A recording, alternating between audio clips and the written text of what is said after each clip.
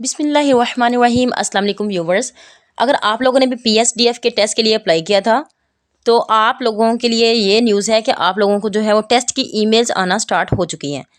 अब यहाँ पर कुछ लोग इस चीज़ को भी लेकर परेशान हैं कि हमें टेस्ट की ईमेल नहीं आई है, तो क्या हम लोग टेस्ट के लिए सिलेक्ट नहीं हुए हैं।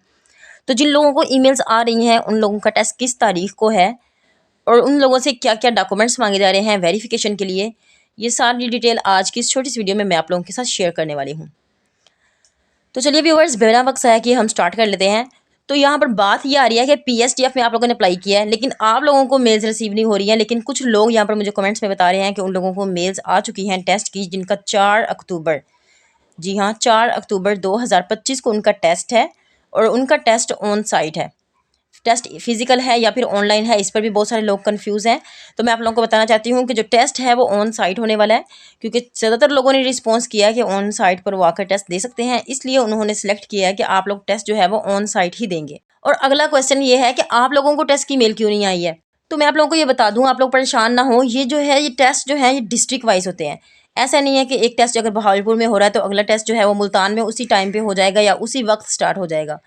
तो जितनी भी ये टीम्स हैं, हर पीएसडीएफ की टीम जो है हर टेस्ट के लिए हर डिस्ट्रिक्ट वाइज जो है वो अलग अलग टीम्स बनती हैं। जैसे बहावलपुर की अलग टीम है, मुल्तान की अलग टीम है, लाहौर की अलग टीम है।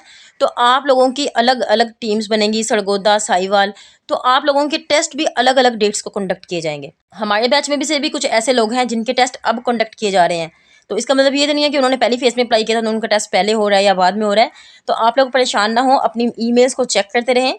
अब उन लोगों को इन्फॉर्म कैसे किया जा रहा है, एक तो उनको ईमेल आ रही है कि वो अपने डॉक्यूमेंट्स वगैरह उनको सेंड करें, या फिर वो कॉल करते हैं।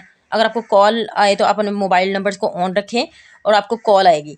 और अगर आप लोगों को कॉल नहीं आती है तो आपको मैसेज ज़रूर आएगा। तो आप लोग बिल्कुल भी परेशान ना हो, वेट करें और दुआ करें और इसके अलावा तैयारी करें।